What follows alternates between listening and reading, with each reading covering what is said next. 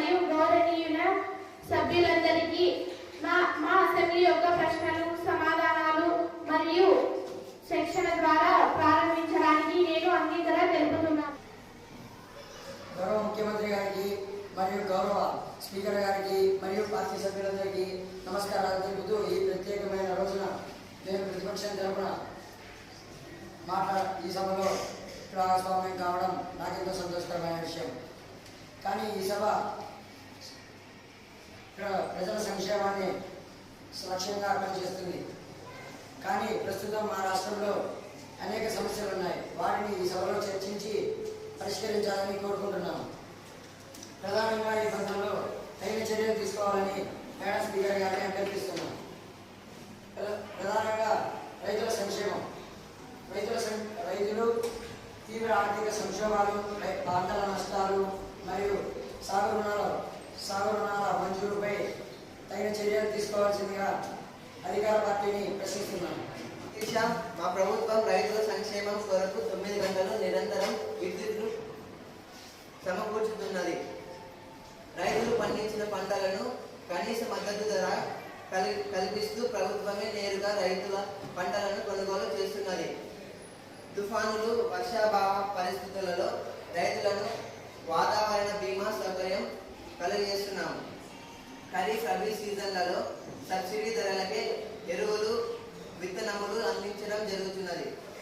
రైతులకు, నేతి పని వారికి, జాలర్లకు, చేతి వృత్తుల వారికి బ్యాంకుల ద్వారా నేరుగా రుణ సదుపాయాన్ని అందించడం జరుగుతున్నదని తమ ద్వారా గౌరవ ప్రతిపక్ష సభ్యులకు తెలియజేస్తున్నాం. గత కొంతకాలంగా పట్టుబడుతున్న విషయాలు ఏంటంటే ఆరోగ్య రంగంలో రాష్ట్ర ఆరోగ్య సేవలు తగిన స్థాయిలో లేవని, ప్రభుత్వ ఆసుపత్రుల్లో నాణ్యతపై శ్రద్ధ అవసరమని మేము గత కొంతకాలంగా పట్టుబడుతున్నాం. విద్యారంగంలో ప్రభుత్వ పాఠశాలల్లో మౌలిక సదుపాయాలు, ఉపాధ్యాయుల సమర్థత, స్కాలర్షిప్ల వ్యవస్థలో మార్పులు ఇవన్నీ సమీక్షించాల్సిన అంశాలు. అవినీతి నిరోధక చర్యలు, అభివృద్ధి. ప్రభుత్వ రంగాల్లో అవినీతి పెరుగుతుంది. ఈ అంశం అసెంబ్లీ చర్చలో సమగ్రంగా తెలుస్తుంది. వ్యవసాయం మరియు నీటి సమస్యలలో బావులు, నదులు, కుంటల నీటి సమస్యలు, సహకారం చేసే విధానం, అలాగే రైతులకు బిజినెస్ ప్రోత్సాహాలపై చర్చ అవసరం. ఈ సమస్యలపై స్పందన లేకపోవడం వల్ల తీవ్ర ఇబ్బందులకు రైతులు గురవుతున్నారు. ప్రభుత్వానికి ప్రతిపక్షంగా మేము ఎప్పుడు ప్రజల సంక్షేమాన్ని ముందుకు పెట్టి ఉత్తమ ప్రతిపత్తి కోసం అడిగే ధైర్యాన్ని కలిగి ఉన్నాం. ఈ సభలో మనం అనేక చర్చలు జరిపి ప్రజల దురిత పరిస్థితులను అధిగమించడానికి, వారికి మరింత పోషకమైన ఉజ్వల భవిష్యత్తు అందించడానికి గట్టి నిర్ణయాలు తీసుకురావాలి. ప్రభుత్వం ఈ ప్రశ్నలకు సమాధానం ఇవ్వాలని మేము కోరుకుంటున్నాం. ధన్యవాదాలు. రాష్ట్ర ఆర్థిక పరిస్థితులు బలహీనంగా మారుతోంది. మదుపరులను ఆకర్షించడానికి మీ ప్రణాళిక ఏమి? ధన్యవాదాలు. అధ్యక్ష, మదుపరులను ప్రోత్సహించడానికి పలు రైతు పారిశ్రామిక మార్గాలు తీసుకొచ్చాము. మెరుగైన వ్యాపార వాతావరణాన్ని రూపొందించడానికి కృషి చేస్తున్నాం.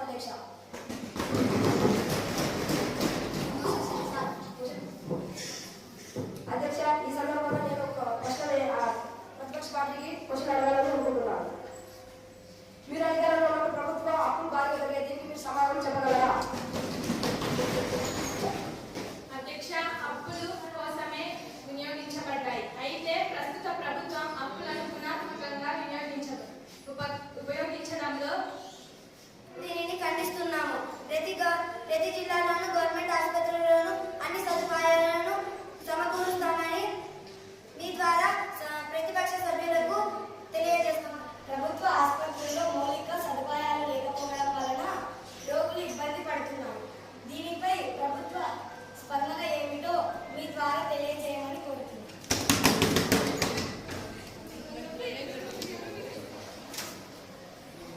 అధ్యక్ష, మా ప్రభుత్వం ఆసుపత్రులలో 500 కోట్లు నిధులు కేటాయించారు.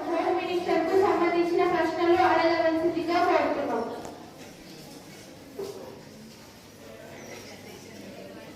స్పీకర్ గారు, వారి 5 ఏళ్ల పరిపాలనలో రాష్ట్రం అంతా అప్పుల ఊపిలోనే కూలిపోయింది. దీనికి సమాధానం ఏమిటో ప్రతిపక్ష సీఎం గారిని కోరుకుంటూ మీ ద్వారా సమాధానం తెలుపుకుంటున్నాం.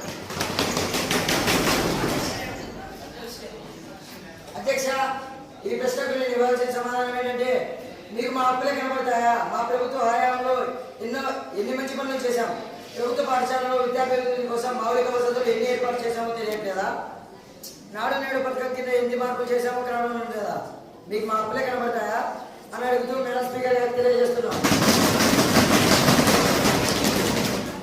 మీరు మా అప్పుల నడుస్తున్నారని మీరు అంటున్నారు కదా, కానీ మీరు తింటున్నారా లేకపోతే వాళ్ళకి పెడుతున్నారా అంటే మీరే తీసుకొని చేస్తున్నారు. అదైతే ఎలా? మరి రాష్ట్రం ఎందుకు అప్పుల ఊళ్ళో కూలిపోతున్నారు? దీనికి సమాధానం చెప్పండి.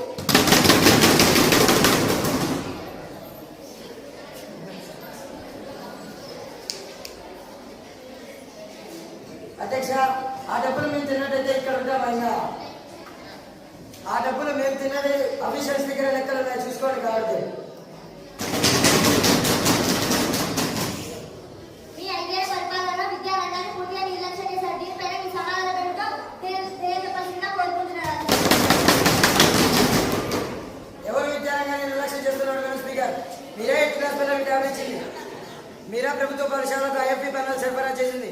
ఎవరు విద్యారంగాన్ని నిర్లక్ష్యం చేస్తున్నారు? మీరు ఇచ్చారు, కానీ నేను తప్పు పట్టడం లేదు. కానీ దాని వాళ్ళు సద్వినియోగం కోసం ఉపయోగించడం లేదు, వాళ్ళు దుర్వినియోగం కోసం ఉపయోగించుకుంటున్నారు. మీరు సమాధానం ఏమిటి చెప్పండి. మీరు దుర్వినియోగపరచుకుంటూ చూస్తారా కానీ దానిని అవసరానికి పాడుకొని ప్రజలను మనం చూస్తున్నారా? మీరు మహిళలను ఓట్ల కోసం మాత్రమే, మహిళల సంక్షేమాన్ని ఓట్ల కోసం మాత్రమే వాడుకుంటున్నారు. దీనిపైన మీ సమాధానం ఏమిటి?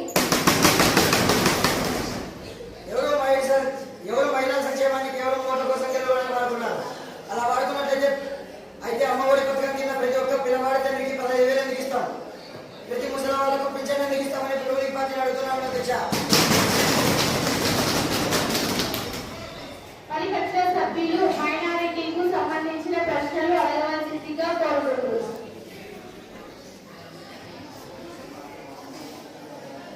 అధ్యక్ష, ముస్లిం మైనారిటీల అభ్యున్నతి కోసం ప్రభుత్వం పెద్దగా ప్రచారం చేస్తోంది, కానీ సరైన శిక్షణ కేంద్రాలు లేవు, సరైన విద్యా ఉపకరణాలు సమర్థంగా లేవు. ఈ విషయంలో మైనారిటీ అధికార పార్టీని సమాధానం కోరుతున్నాం.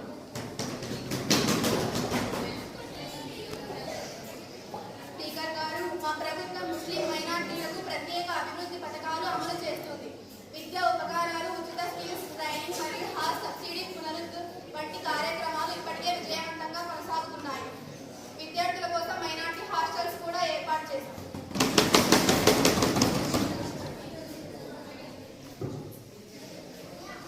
మంత్రి గారు, పథకాల గురించి చెప్పడం మంచిదే, కానీ ఇవి మరింత సభ్యులారా, రాష్ట్రంలో 10 ప్రాంతాల్లో పాఠశాలలో ఉనికిని పెంచడానికి ప్రత్యేక పథకాలు ప్రవేశపెట్టడానికి ఆచరణలో ఉన్నాం. దీనికి సంబంధించిన గ్రామాల్లో డిజిటల్ సైన్స్ హాబాలు ఏర్పాటు చేయాలని అనుకుంటున్నాం.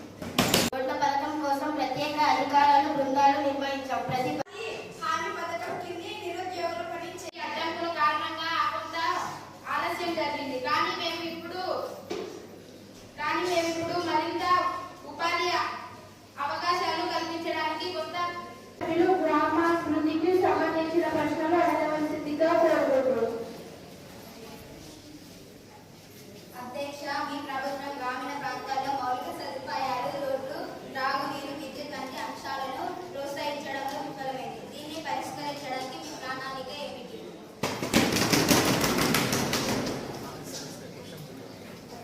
గ్రామీణ ప్రాంతాల్లో 17 కిలోమీటర్లు రహదారులు నిర్మించడానికి లక్ష్యంగా పెట్టారు. గ్రామీణ మౌలిక సదుపాయాల పథకం కింద త్రాగునీటి మైనారిటీ సంక్షేమ నిధుల కేటాయింపు పూర్తిగా వినియోగించలేదని సమాచారం ఉంది. దీని గురించి మీ సమాధానం ఏంటి? స్పీకర్ గారు, గత సంవత్సరం కొన్ని రకాల కారణాల వల్ల నిధుల వినియోగంలో కొంత ఆలస్యం జరిగింది. అయితే ఈ సంవత్సరం వాటిని పూర్తిగా అమలు చేస్తాం. మా ప్రభుత్వం ప్రతిస్పందన